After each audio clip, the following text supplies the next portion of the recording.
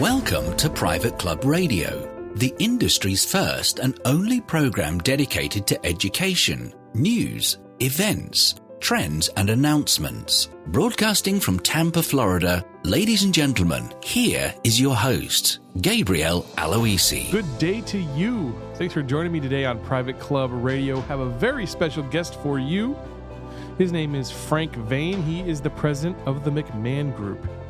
If you don't know the McMahon Group, they are one of the premier private club consulting firms. And Frank is a very entertaining gentleman. We had him back in July on our National Club Association recap show. And his segment was so entertaining and so well received, I wanted to have him back here for a full-length interview on Private Club Radio. So what does the modern golfer want out of their next round? Or what does the modern member want out of his or her club? Frank's going to answer that question for us today. And imagine your club has a healthy capital improvement fund. Maybe you've got $1 million up to $25 million, and you've got to direct that money somewhere this year. Where might you spend that money most effectively? Frank's going to answer that question for us. And we're going to talk strategic planning. If your club does not currently have a strategic plan, Frank is going to walk you through why it's so vitally important and the first steps that you'll need to take to execute one. So I'm fresh back from Charlotte, North Carolina, where I was giving a presentation at Quail Hollow. I was speaking to the Charlotte chapter of the Professional Club Marketing Association, and we were discussing advanced social media tactics for private clubs. That's an education that I'm going to bring you later next year in 2017 as one of the webinar series that we do here on Private Club Radio. We're going to have 4 of those next year, by the way. In addition to myself, we'll be joined by some of the best guests here on Private Club Radio, the experts, and we're going to take a deep dive into one subject each quarter that is relevant, pertinent, something that you can take away with an action plan, take back to your club, and really make a difference. That's what those webinars are all about. But what was cool about being at Quail Hollow is that's going to be the 2017 site of the PGA Championship.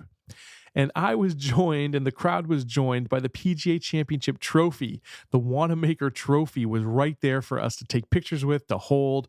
It was so cool to touch history, to see those names engraved. I saw Sam Snead, I think it was 1938, Tiger Woods, Jack Nicklaus, all the greats right there on the trophy. Really cool to have that in attendance. I definitely was not expecting that.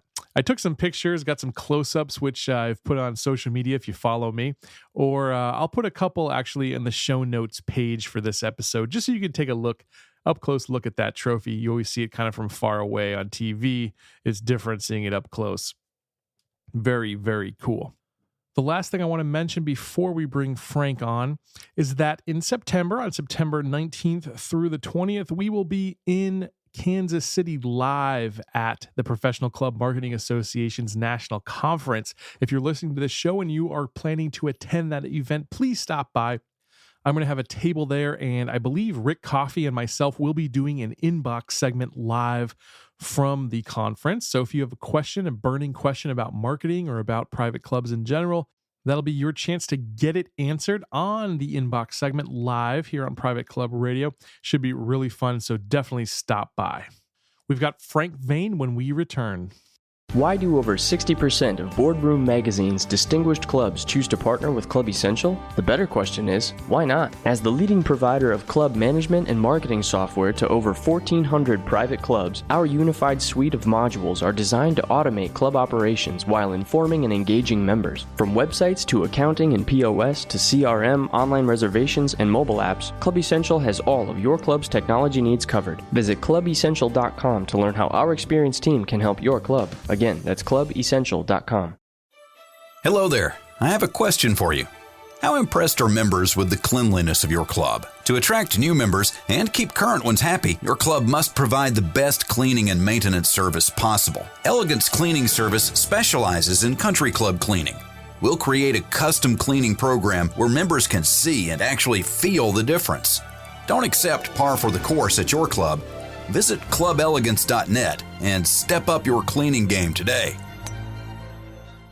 I'm joined today by Frank Vane, president of the McMahon Group. Mr. Vane provides consulting and planning services to private clubs throughout North America and Asia through use of specialized services, including membership surveys, strategic planning, operational analysis, and facility long-range planning.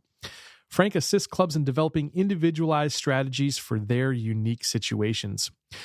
Mr. Vane joined the McMahon Group in 1988 and has more than 35 years of experience in the management and development of hospitality properties. Frank is a past president of the Country Club of St. Albans, and he is the former owner of Concord Sports Club, a 1,700-member family athletic club in St. Louis. Frank was elected to the board of the National Club Association in 2011 and was elected to the executive committee this year in 2016.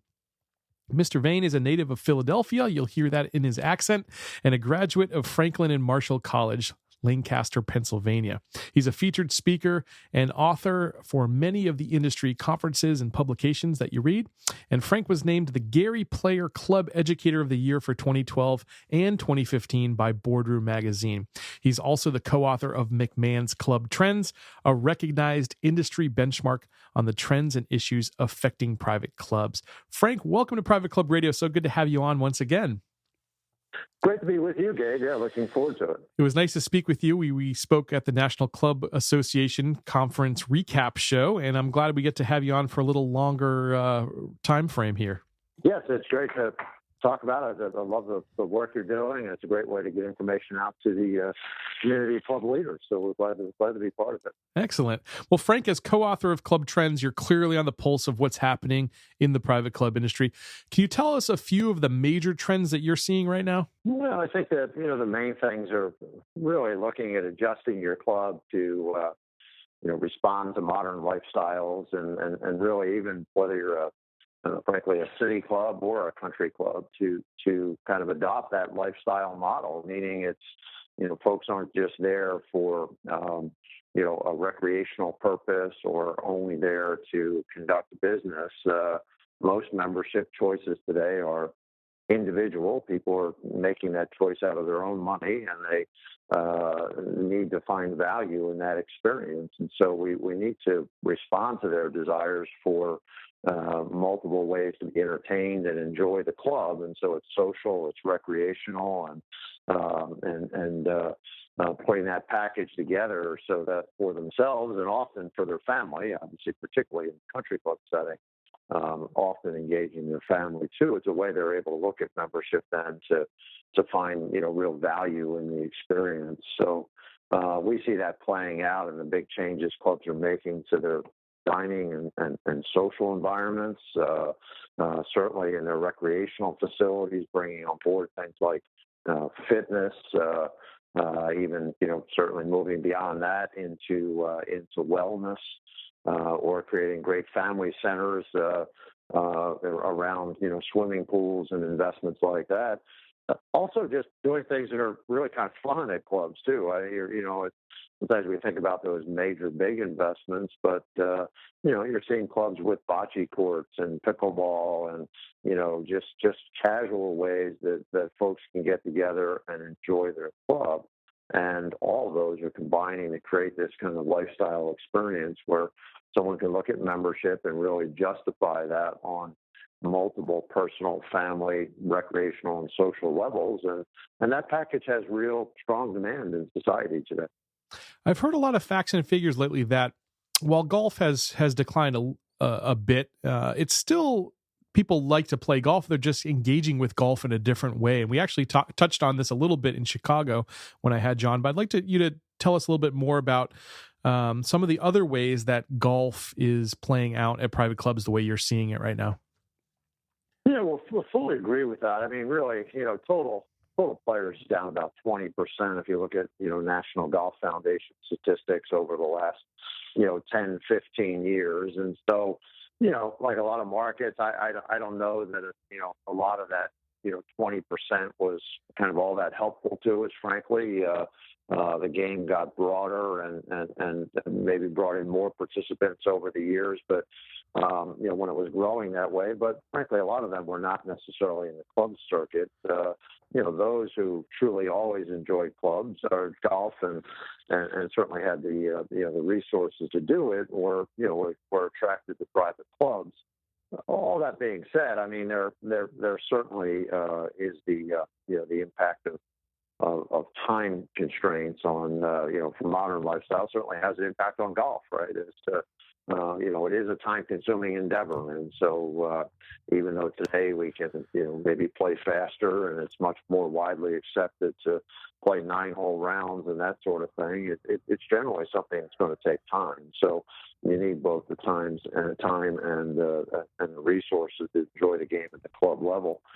Clubs are responding to that time limitation, however, with great new practice areas that really can kind of replicate and even kind of enhance the golf experience.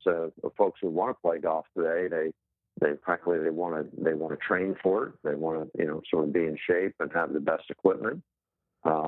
Technology is helping. I know myself last year for the first time really got fitted for new clubs using TrackMan and some of the other technology systems that that are available out there today, and noticed big differences, and whether that's golf, whether that's partially that's confidence or whether it was really there. But the experience was very informative and engaging, and I think those who want to play actually kind of want to know that stuff. When you watch golf on TV now, they're showing you those same things. What was the spin rate and the launch and everything else when somebody hits a ball. The modern player wants to know that, and frankly, I think our expectation with millennials coming up, and frankly even the growth in competitive juniors, which is quite significant across the country. That kind of information and that kind of training is more and more popular. So, we see, most clubs with golf courses keep their courses. In fact, I just think, and our surveys would validate, satisfaction with the whole golf experience at clubs is higher than ever. The condition of the courses and what we're doing agronomically and all of those kinds of things today are outstanding. And then, so that base is there. Augmenting that with great short game areas, great practice facilities, the year-round training facilities that we can create, so you can hit balls in the wintertime and again make that a productive exercise because you're getting data and feedback about your game. Certainly the lesson programs. There's so many great things going on in juniors with programs like I Grow Golf, the PGA Junior League. There's actually a lot of exciting stuff happening, and I think golf in general, people have always wanted to kind of spread the bad news or something. Perception is a bit of an elitist game, and people like to sort of try and knock it down a peg or two. But I think, frankly, if you step back, there's a lot of fun and interesting things going on in the golf world. There's still about 25 million people who are interested in playing. And when you put a full complex together today where it's nice play on the course, but it's also these great practice facilities that folks can enjoy, there really is great value and appreciation by members as you do that. Yeah, what I heard there, which I really like, is that it's okay to sort of pull back and not cater to everyone, but really start to cater to the aficionados. I really like that concept, Frank. I want to talk to you about capital improvement projects. And, I was just down in Boca Raton in South Florida, and I swear every single club I talked to is spending big bucks, anywhere from maybe 10 to as much as 40 and $50 million in some of their capital improvement. I think a lot of that has to do with interest rates right now and the fact that, taking on debt is actually cheap. But I'd like to kind of get your opinion on, if I'm a club and I've got maybe $1 million, or if I'm a club and I have $10 million, or if I'm a club and I have $25 million. Let's take those three scenarios, Frank, and tell me and the listeners what you think would be the best bang for the buck with those budgets. Well, I think, always, stepping back from that for just a minute to say that, there's ways, and frankly, it's important that as you consider any of those opportunities, you do that in support of a strategy for your club that is individualized and makes sense, right? So it's not and you offer different financial values there, and so that would affect what you can do. But it's also not one size fits all, and I don't think we want to be in a world where we create every club to be exactly the same. So right. Certainly, and we can talk about strategic planning and those kinds of things that. Doing your research to find out what works in your marketplace or what would be interesting in your marketplace, and what would certainly asking your members what they're looking for would be important components to help make that decision. But that aside, back to my original comments, thinking about the lifestyle club, I think first and foremost we see those investments going into sort of the whole, food and beverage and hospitality environment is typically first. And again, I'm assuming if you're a country club, you've got a golf course that's in, good to excellent condition. That's a pretty common situation. In a way, you could argue industry over focused on golf course conditions at the expense of the rest of the experience. So, again, we've got that there. I think you look at food and beverage first because, as we always say, everybody eats. Styles have changed, tastes have changed, and it's important for clubs to meet those expectations. As we look out there today and look at clubs that, I think the decision tonight by your member as to whether they're going to eat at your club or not is I'm going to eat at Club A or Club B. It's I'm going to eat at Club A or I'm going to go to some fun dining spot somewhere, right? And the commercial dining environment is just unbelievable. I mean, you look at what's happening there, the quality that is available to the average consumer, from fast casual all the way up to fine dining to the extent they may want it. Almost everybody we deal with in the club world has multiple choices every day to go to just wonderful places to enjoy, and clubs need to respond to that. So we think that's an important component, and responding to the again more casual and fast-paced time constraints affect golf. They also affect dining. People aren't looking for a 2 or 3 hour formal dining experience. They want to get something to eat in a fun and lively setting. And so you're seeing the pubs, the grills, the family dining rooms, the outdoor spaces. All of those are big ways to update your dining and social experience. And so we often start there. I mean, I think if I only have $1 million, I figure out how to get as much as I can out of that million. Obviously, as you move that up to 5 or 20 or 25, you have many other choices and many other things that you can do. But I think most of us, I would say, we belong to clubs. We certainly probably have a passion for recreation. We may be a golfer or a tennis player or a squash player or whatever it is, but everybody eats, and the membership, I think you're there at a club ultimately because you like other people. And so that engagement with others happens in the food and beverage environment. And so getting that to really match the style of the times, offer your members some diversity, and creating some fun and interesting environments out there, like you're seeing at places like Carmel Country Club in Charlotte, Southern Hills, and in Tulsa, and the list goes on, that as these clubs have created really dynamic and fun and interesting spaces, the demand from members has been absolutely astounding, and really heartening to see that that's what members want from their club. I think as you move to the next level, you talk about South Florida, to right sweet spot then for lifestyle, that you can engage your members on so many levels, and those clubs then that have 1,000 members or so living behind gates in a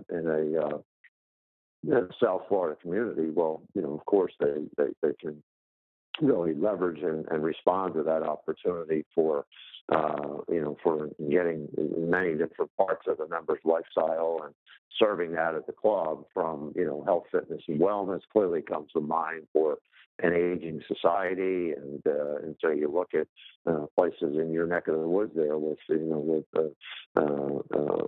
Boca West and places like that, Addison Reserve, the quality and extensive facility they've built for health, fitness, and wellness for their members. And if you're in that environment, I think you've got to go right into that and really help members enjoy their lives, age successfully. And again, the other big thing with fitness and wellness is it's a social moment. We think about it as a bunch of equipment in a room. It's really a program, and it also is a way that members engage. And when we see clubs with really great fitness complexes that way, they are truly an engaging environment, bringing people together. They're talking, they're enjoying that. You're meeting members that maybe you don't meet in the dining room or the golf course, and it's certainly something that you would do there. So I think on those, at the higher end, when you've got folks that have the big dollars that you're talking about. Obviously, they probably at the same time then have a lot of members, and they're also, likely to be in the kind of a community setting as you mentioned there. And with that, I think you want to really get them on all levels. You've got great recreational facilities, get the dining up to speed as to what they're looking for, and then the health, fitness, and wellness component is a big deal for them. And finally, I would just say that, in thinking about club investments, if you're a kind of a more typical country club and you're looking to attract new young families, it's absolutely amazing and interesting as to how valued the investments in a great pool environment are. Just again creates another dynamic action area. We can, put kids on swim teams. We can have birthday parties. You can just go there and hang out as a family and enjoy the club. New young people coming into the club, it just becomes such an engagement around their children. They'll do anything for their children, and when the kids are, on these teams or again enjoying just going hanging out at the club because their friends are there. That's another big one. If you're thinking from the capital side, you want to make investments that are going to, drive membership, and you're, a well-located kind of, family suburban country club. Investments in the swimming pool will take you a long way. They will bring in members, and it doesn't turn you into a swimming pool club. It really brings you in new young folks who. Somebody in that family wants to play golf, but they can, now begin to justify membership and see more value in that experience because, again, the family's got a place there and they're enjoying that opportunity to use the club too. And that combination is very, very strong. Well, I like what you said that you shouldn't just sort of throw money around blindly. It really should be aligned with what your strategic plan is for the club. And so I want to actually kind of dive deeper into strategic planning with you. Walk us through the process of a club who's maybe never had a strategic plan in the past. Where do they start and how do they actually execute a strategic plan, Frank? Yeah, it's a good question because it and that really mirrors McMahon's experience, our experiences. The company where, frankly, the company was, I think the initial vision of the company in the early 80s was to go around the country and do national, clubhouse architecture on a national basis. It had been the outgrowth of an architectural firm in the St. Louis area. And so, well, we know something about clubs. We can kind of take this out to a bigger marketplace. Really, as you got into it, what you found is, a lot of the clubs, particularly those who needed architectural work, the basis of that requirement was not so much that they couldn't look at their facilities and say, geez, it'd be nice if, this were bigger or this was nicer or whatever. It was the reality that they didn't have a clear strategy as to what they were trying to achieve and who they were trying to serve or those sorts of things. And it really reflected this lack of a strategic underpinning to drive improvements.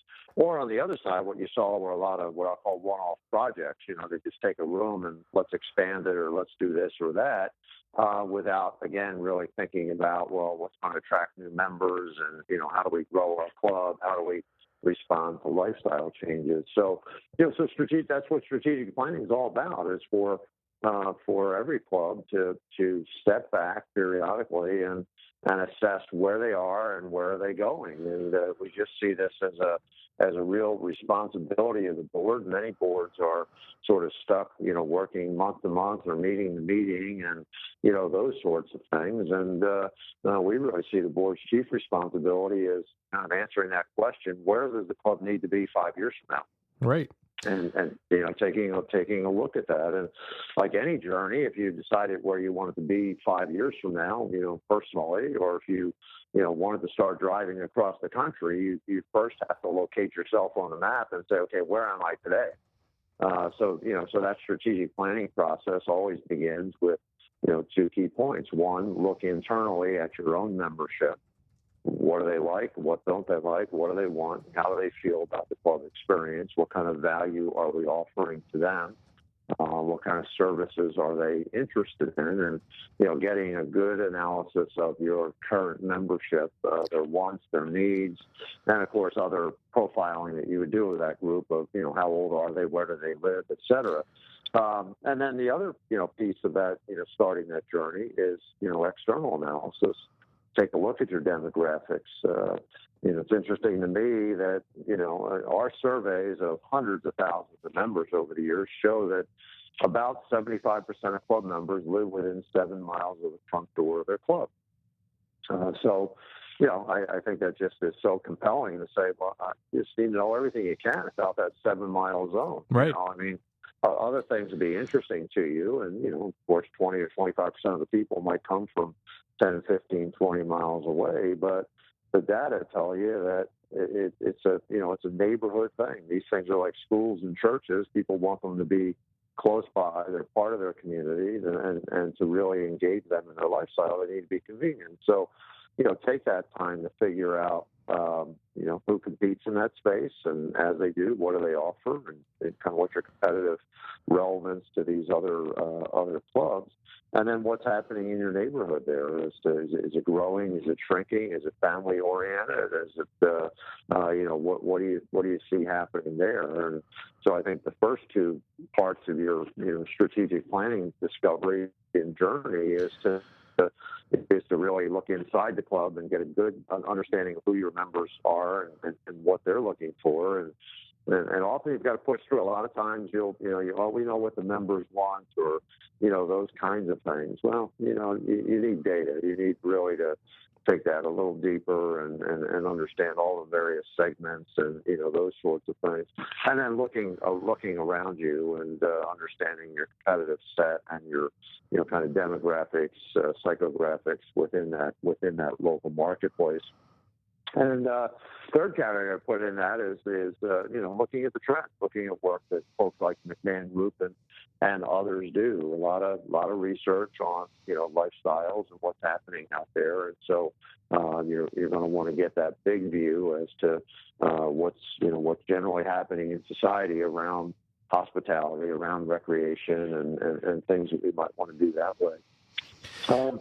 Once you've gathered that data, you really need to spend some time. Then the board needs to spend some time talking about it, and making sure that they have an understanding of it, and as I say, really starting to answer that question: where are we going? And really taking a look at the what we call the mission and vision of the club. So mission generally, why do we exist? And what's the basic requirements and basic founding of the club, if you will.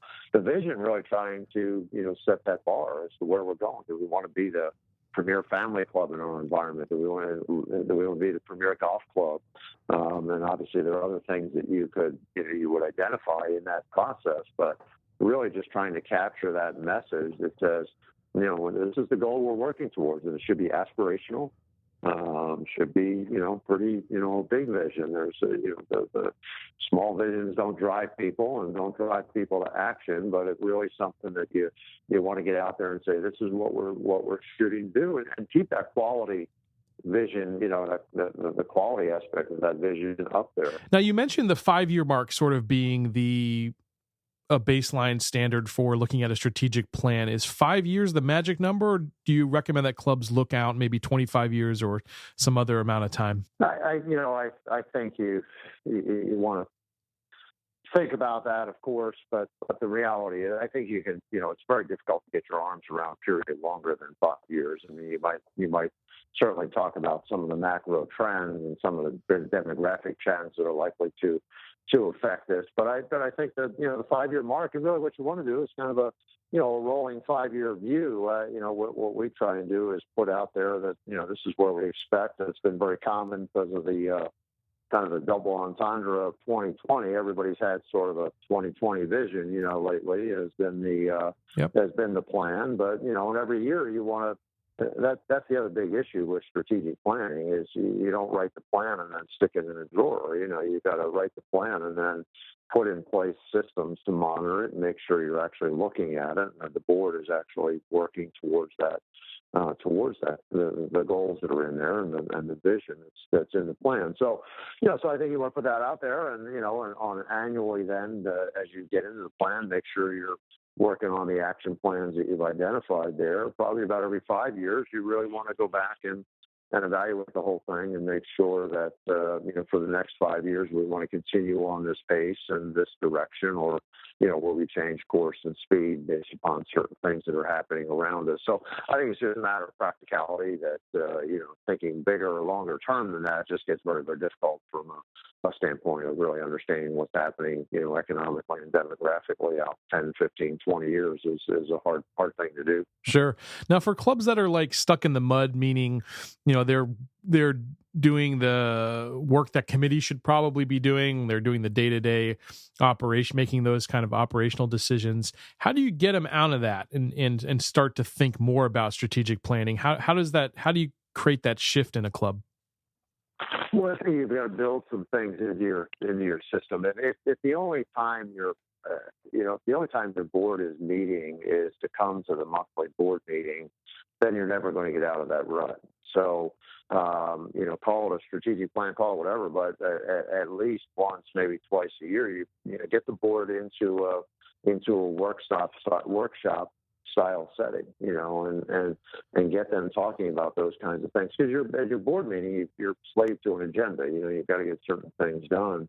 So build into your system opportunities or an opportunity annually for your board, hopefully to go to another club, go to another club across town. I'm amazed at the number of board members that know a lot about the club they're in and don't really know much about other clubs. Good point. Go off and go see another club that's, put in a golf learning center or put in a fitness center or whatever, and spend the day over there, have some meetings, and have a workshop and talk about these kinds of things, of trends and where we think we're going as a club. Again, create experiences where, if not all your board members, but your president, your executive committee are going to events that expose them to the industry.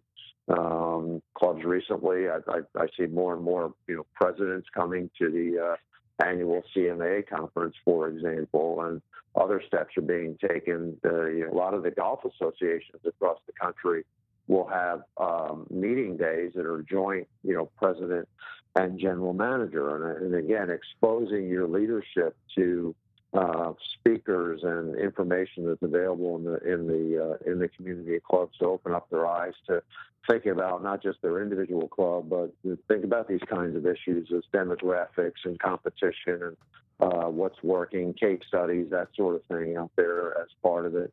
Another big piece I like with all that is board orientation. Again, a lot of times these folks get elected to the board, and the first thing they do is, again, start going to a board meeting, and they're appointed to be, chair of the pool committee or whatever. So you've got to spend some time with those folks, give them a good orientation. What are we working for?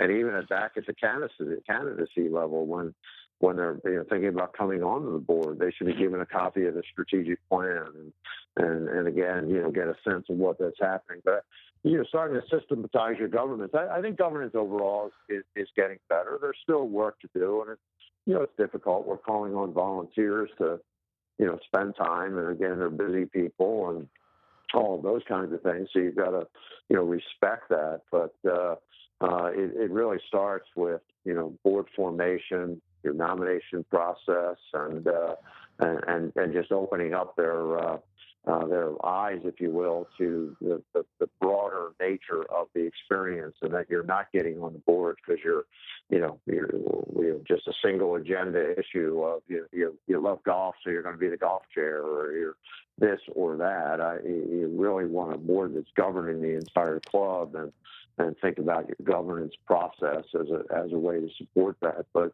with all these things, start small. Get people out of the house, get them on the road, get them seeing other clubs, and spend some time, once or twice a year where we're going to have a meeting. We're just going to be talking about the future. We're not talking about next week or next month.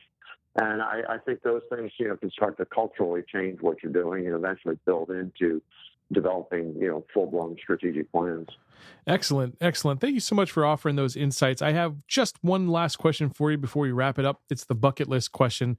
So, Frank, you, of course, have visited clubs all over the world. If there's one club out there for you that's just a must-see, must-experience, what would it be? Well, there's good categories. And just to add for now, what's happening in the club world, and again, just this is with golf and maybe even more so with clubs.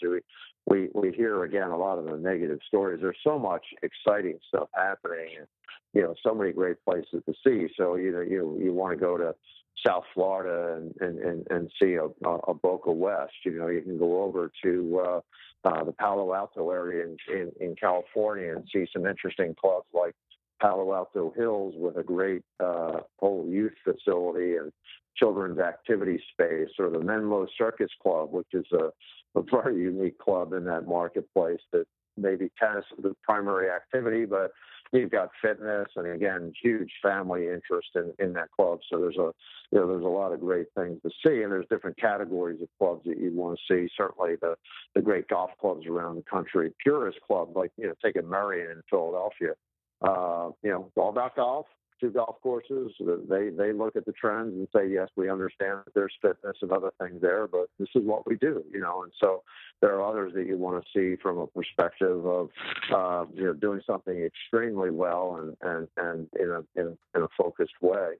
But I think of all that's being said, if you just really want to say, I'm thinking about, a country club, and I want to see a great country club, I think you have to look to Carmel Country Club in Charlotte, North Carolina. Because it's a club that mirrors a lot of what we've talked about today.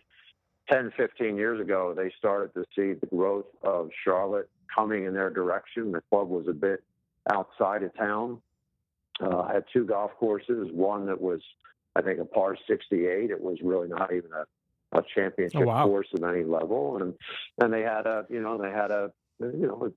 clubhouse that supported that, and it was all about golf and dining, and that's kind of what went on at Carmel Country Club. Today it has an unbelievable pool complex with lazy river and everything else that you would imagine. Beautiful fitness facilities, very innovative dining, as we talked about earlier, with a bar and lounge and other things, pub kind of space that they've created. It's just been a great example. They've rebuilt the entire tennis complex, and it's just been a great example of a club that has looked ahead, understood what was happening, and in a systematic way has gone through all those facilities, upgrading the clubhouse and other areas as they've done that. And you go there and you see what's going on, and it's so exciting to see the young age generally of the membership, to see, from passionate young athletes playing golf or tennis and doing that, folks in the dining room enjoying the dining. On pool days, they'll get 600 or 800 people at their pool on, kind of big days at the pool. So they've just built an incredible environment down there that's so cutting edge, and they've continued to push forward with these programs and continued reinvention as you go along. And I just like John Schultz and the team, what they've done down there, and obviously the board leadership that he's enjoyed over the years. All that has been very good. And in fact, the long answer to your question, but they also have a very innovative governance process. They realized for them to achieve these physical goals and these investments at the club, they needed to tune up their governance too. And so what the governors do and focus on, direction and long term is all been the result of critically analyzing that process too and upgrading it all as part of the mix. So I think you can just learn a lot by kind of seeing what they're into there and how they pulled it all together. It's just fun stuff, and just a good example of people still want to belong to a club today. They want to belong to one that's fun and exciting and interesting, and that they can get real value out of. And Carmel Country Club does it as well as anybody in the country. Sounds like a winner. I'm definitely going to check that one out. Frank, how do folks get in touch with you or learn more about the McMahon Group? Well, the McMahon Group, obviously the easiest way is we're on the internet, as you would imagine, at McMahonGroup.com. Me personally, it's fvane at McMahonGroup.com, and I think what you'll find, what we're very proud of, is the quarterly trends report that we do. I think we spend a lot of time on that. We spend a lot of energy on that, researching.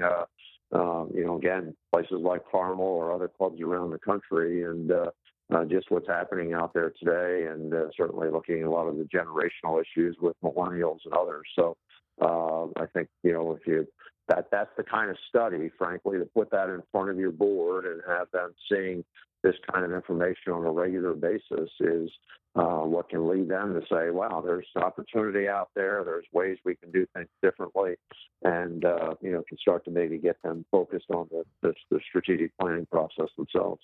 Awesome. Well, it was great to have you on, Frank, once again here on Private Club Radio. Great to be with you, Gabe. Thanks for the opportunity, and look forward to talking to you again soon.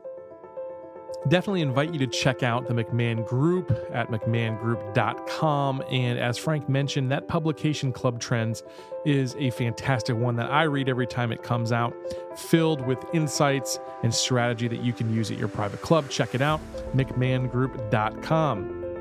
I look forward to having you back here next week. We'll be chatting with Cam Schultz of VGM Club, and we'll, of course, have the monthly installment, the August installment of The Inbox, presented by Club Essential, where Rick Coffey and myself will answer your burning membership and marketing questions. Until next week, here's to your membership success. Just because this round is over doesn't mean you can't enjoy the 19th hole. Check out privateclubradio.com for more. Private Club Radio is brought to you by Shake Creative, the premier marketing and design firm, helping prestigious clubs increase and retain their membership. Visit shaketampa.com to learn more.